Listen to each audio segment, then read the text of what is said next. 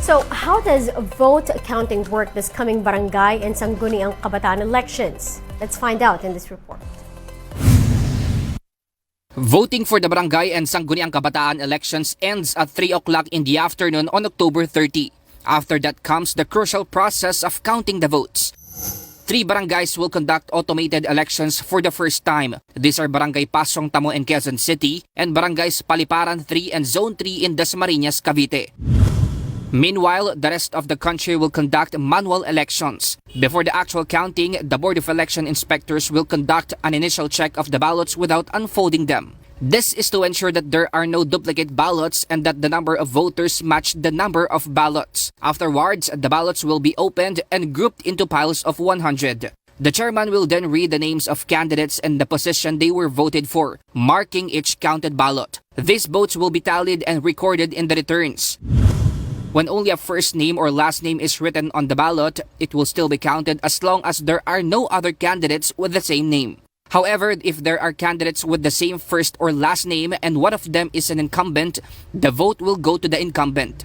A ballot with 2 or more last names of different candidates is considered invalid unless one of the surnames is the name of an incumbent. In that case, the vote counts for the incumbent. Ballots with nicknames or terms of affection are valid if accompanied by the candidate's first name or surname. Ballots that contain only initials or don't sufficiently identify the candidate are considered stray votes, but this doesn't invalidate the entire ballot. Likewise, votes for disqualified candidates are also considered stray votes, and just the same, this does not invalidate the ballot. However, any ballot that clearly appears to have been filled out by 2 different persons is totally null and void.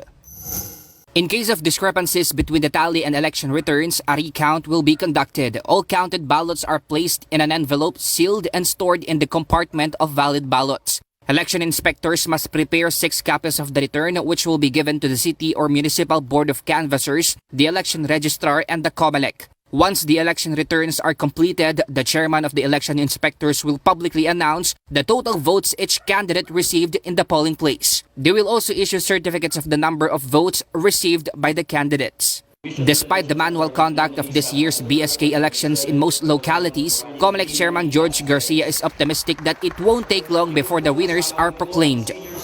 Pag automated, mga bandang 6 o'clock, may proclamation at po doon. Wala po itong transmission ng results sapagkat wala naman po ita-transmit ng result electronically. Ang mangyayari po, pagkatapos ang pagbilang, yung po SD cards ng mga makina ay dadalhin po doon kung saan ang canvassing area. Manual uploading po ang tawag doon. Sasama-samahin ng mga boto at yun ang mag-print at magiging basihan. Samantala, pag po manual election, baka po abutin tayo ng 9 hanggang 10 o'clock yung mismong proklamasyon. Mobile journalist Francis Orsio, We Are One News.